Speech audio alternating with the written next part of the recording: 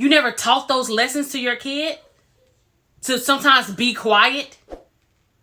Don't say, if the only thing you can think to say is something rude or hurtful, don't say it, be quiet.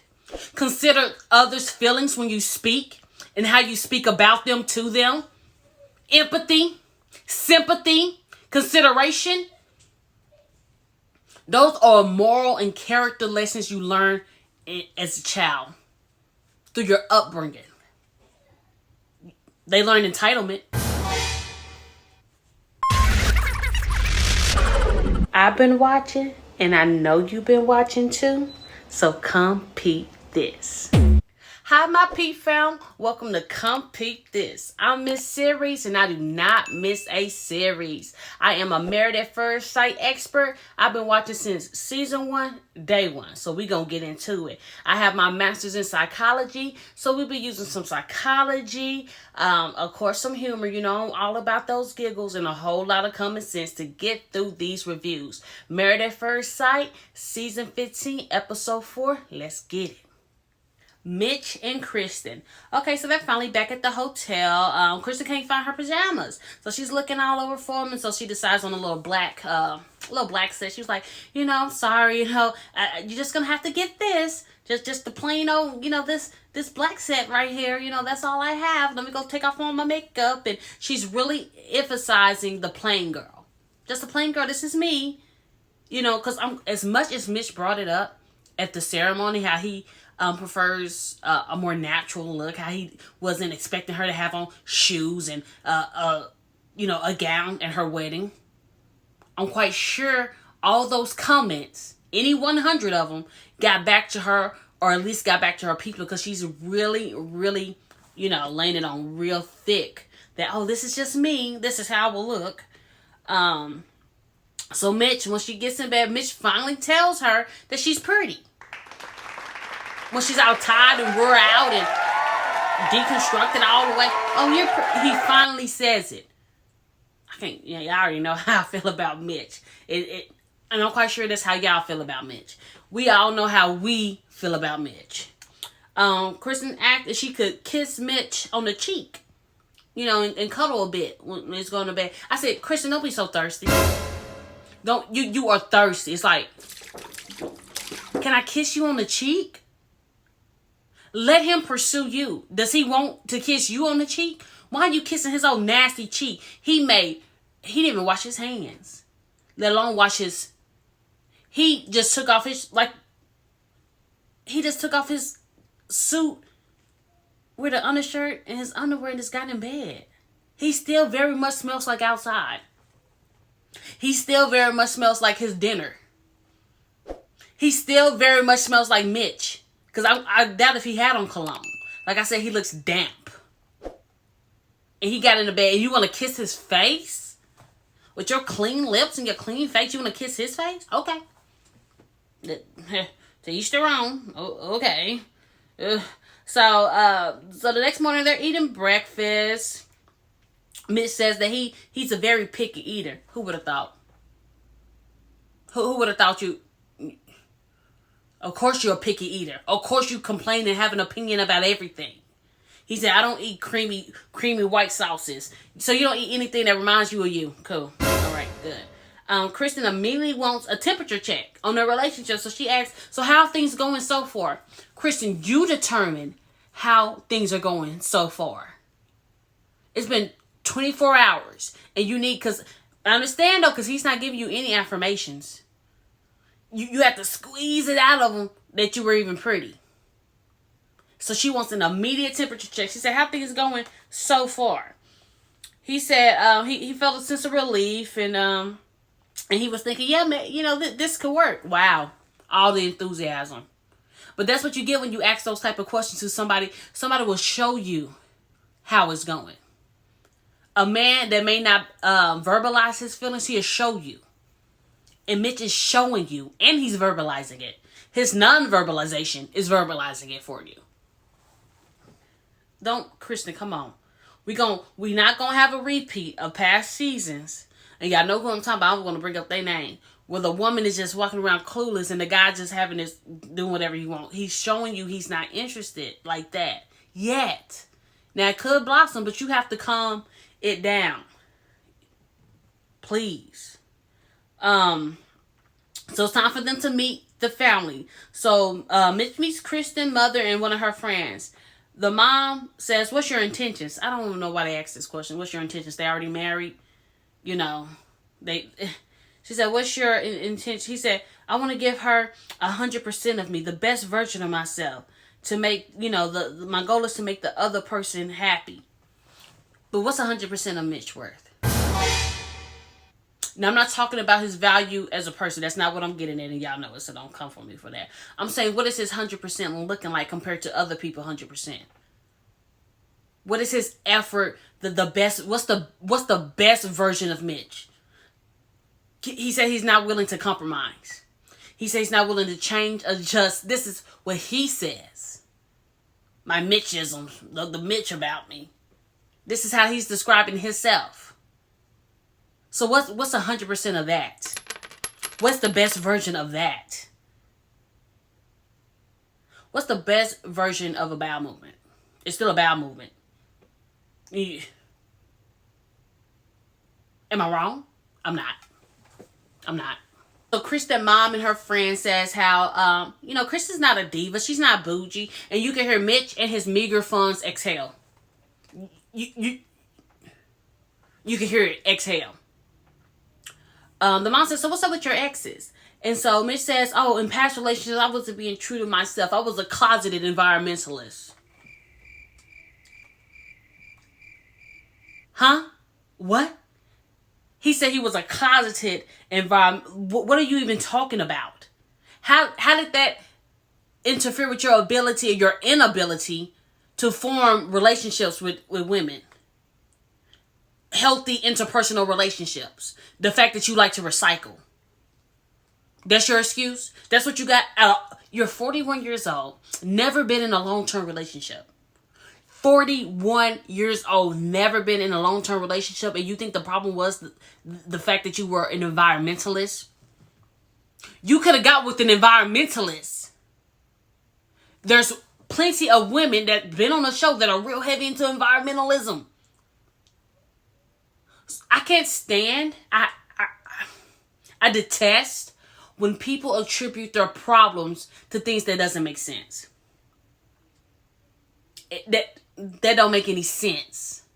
That hampered your ability to love, to find love at the age of 41 because you were an environmentalist.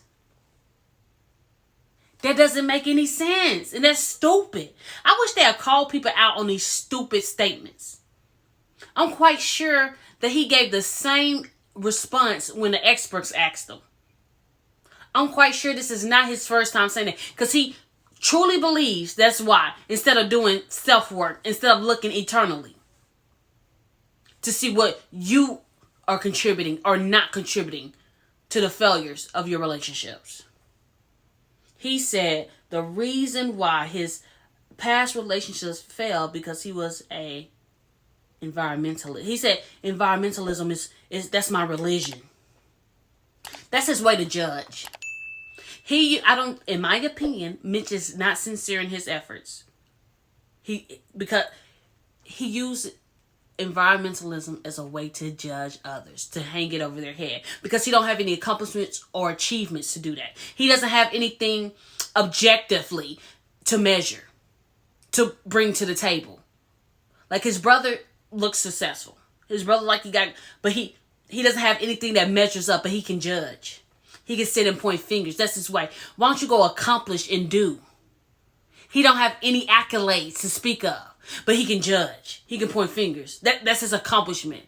Because being an environmentalist doesn't take effort. It only takes choices. Okay, I'm going to save energy. Okay, I'm going to recycle. Oh, I'm going to compost. Those are not achievements. Those are not accolades. This is something that we should be doing. It doesn't take effort. It doesn't take any brain power. It's not an accomplishment. It's just something you do, like wash your... But he don't even do that. Because he got in the bed with basically his outside clothes. Ugh. So, whew. And you know how I know that I'm not just jumping to conclusions about Mitch, because when Krysten met with Mitch's family, we got a real clear picture of what was going on. And shout out to his brother's wife, his sister-in-law, because she abided by girl code. She said, I'm going to give Krysten the rundown of what everything is. I'm going to tell her the truth. We want all the tea. All of it. Mitch's brother pissed me off. He stares at Krysten when she's, answering his questions. He just looking, just the arrogance. I said, oh, okay.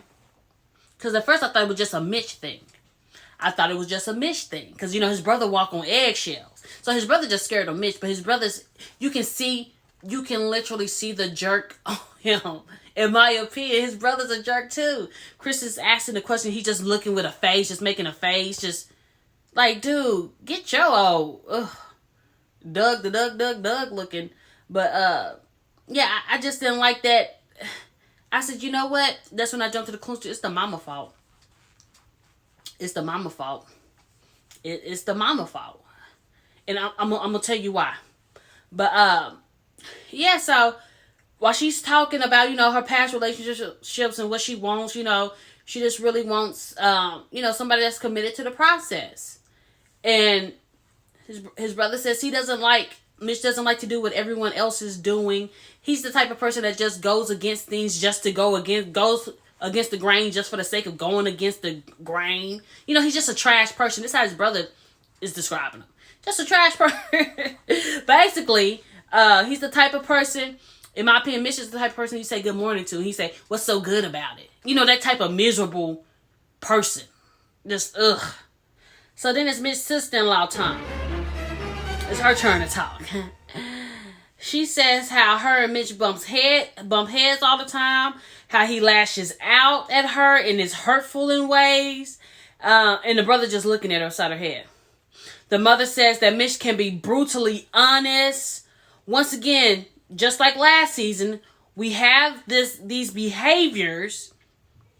Hold on, let me calm down. That should have been addressed in childhood, showing up in adulthood as huge problems. Dang near disorders. And by last season, I mean Lindsay. Her outrageous behavior, that's something that should have been addressed in childhood. That should have been your temper challenge, the way you just, can't acknowledge someone's nose in their personal space, the way that you're overly aggressive and then you get brutal. That's things that you learn in childhood. And that's why I say this is Mitch's mom's problem. Her fault. You know why I say that? Because you describe your son as being brutally honest.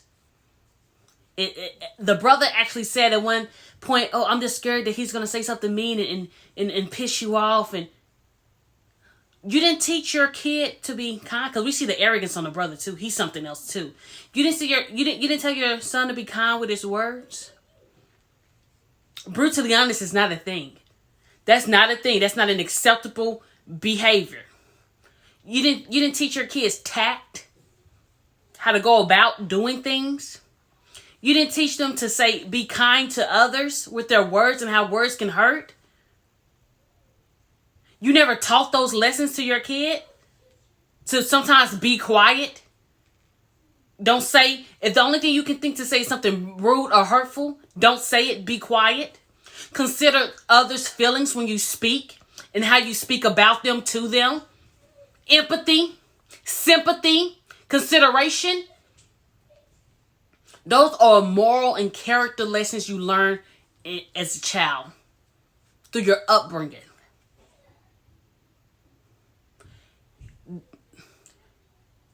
They learn entitlement. That's what they learn. The sister-in-law is saying how he hurts her feelings. How he can be so hurtful and the brother just looking.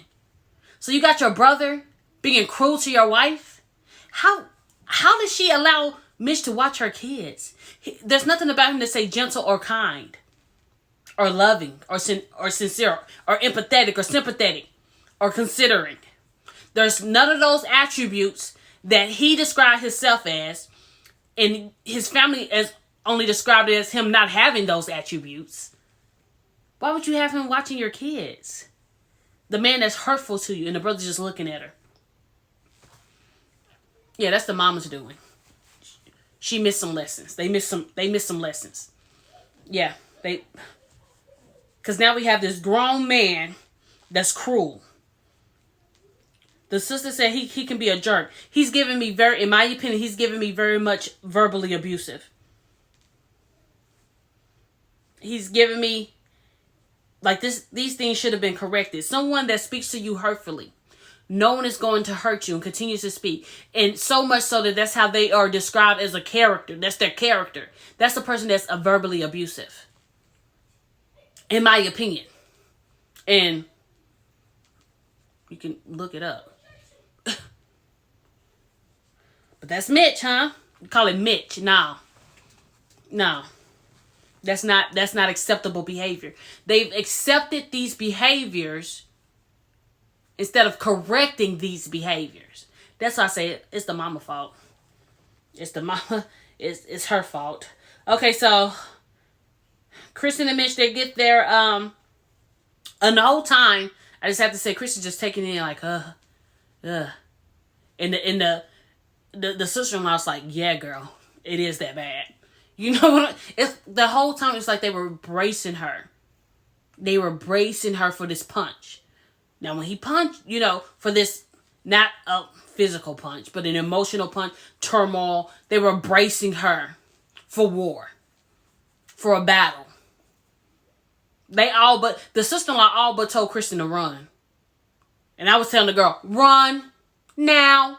Okay, so Mitch and Krysten, they get the honeymoon basket. The Married at First Sight, the producers, they get all the little goodies together and give you a hint of where you're going. And so, they're going to Mexico, of course. And in the basket, there's a shirt and a confetti popper. Mitch doesn't want to wear the shirt. He said, he steps back. You would have thought it burnt him. He stepped out, start making... I can't stand when people are saying negative things with a smile on their face. Oh, I can't, just cheesing with his eyes all spinning. I can't. And then Chris said, hey, if you don't want to wear a shirt, you don't have to wear the shirt. All the shirt said was hubby. And she was wifey. That's all it said. And then so here comes the poppers. The little confetti poppers. And so, she's all excited to buy. He said, oh no, I see these on the beach and they're hard to clean up. And Krysten's face just dropped. He's not the type of person that other people want to be around. Mitch is not the type of person that other people want to be around. Like, and he has to notice about it. It's like he don't know this about himself. Because then you could work on yourself. If you know it's like, dang, don't nobody want to be around me? Everyone only use negative words to describe me. Even my mother and my brother. Maybe I need to do some self-work and change and see how I can improve. But he didn't get that menu. Let's talk about menu. That memo. He didn't get that one. He gonna say he don't want to pop the confetti because it's hard to clean up on the beach. You're not at the beach. You're in a hotel room. It's just gonna get vacuumed. If you're so worried about it, you can clean it up right after y'all pop it. Sweep it up. Vacuum it up. He said, because you're not on it doesn't make sense. Once again, we're seeing him have an outrageous response to a small thing. Put on the shirt, Mitch. Pop the thing, Mitch. Krysten's face just fell. She's like, what have I gotten myself into? Well, actually, she knows what she got herself into because at this point, she's already spoken to the family. So she said, oh, goodness, it's true. That was her response was, oh, goodness, it's true. Okay, so then they get to the airport, and she's like, yeah, Mitch has to brush his teeth. Yeah, he had to brush his teeth in the public restroom. I said, disgusting. So you telling me that you got up, you woke up, got dressed, packed a bag, called an Uber, arrived to the airport, and then that's when you thought to brush your teeth? Out of all those steps, the first thing you get up and do is brush your teeth. That's step one. Step one. Brush teeth. woke up, got dressed, got packed, made it all the way to the airport, and that's when you decided to brush your teeth? I told y'all, Mitch looks damp. He doesn't look like his hygiene is good. That's disgusting. That's disgusting. That's poor hygiene. Disgusting. Ugh. And I hope he used regular toothpaste. I'm just going to put that out there. I hope he used FDA, the dentist approved toothpaste. And then he gonna arrive, get off the plane, and guess what he has on? I love San Francisco t-shirt. But you didn't want to wear the shirt that said hubby? He doesn't make sense. He's just difficult for the sake of being difficult. He's an unpleasant person. He's an unpleasant person. Period. Ugh. So in Mexico, they're talking to the other couples, and that's when Alexis and Justin reveal, like, hey, Justin's celibate, and Mitch gonna say his confessional to the producers. So, I'm celibate too. Well, not on purpose. I just hadn't had. Now listen to this part closely. I want y'all to peep this. He said, I just haven't had luck with the ladies in 2 years. But yeah, I've been celibate for a year and a half, trying to match Justin. It's probably been longer than 2 years, in my opinion. Because at first, the first thing he said in 2 years and about a year and a half, it's probably been several years. Because he said 2, then gonna change it. Oh, a year and a half too, just like Justin, huh? No. Because you said 2 years. He hasn't been intimate with one in at least 2 years, in my opinion. No, in my opinion, at least 4. At least 4 years. Because he all nervous and I'm not really confident in that area. I'm not feeling confident. And then he gonna describe himself, talking to her. He gonna tell Krysten, I like the fact that you're assertive because I'm more of a go with the flow type of person. He is so...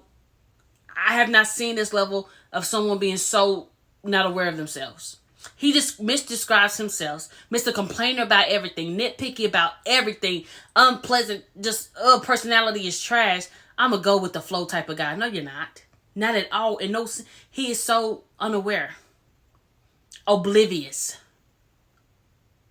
And we just got to send a prayer out to Krysten, girl. Keep your head up. Keep your head up. Because that's what you're going to have to do at this point. Don't forget to like and subscribe. Leave me a comment. I always reply to my Pete fam. Let's get it, y'all.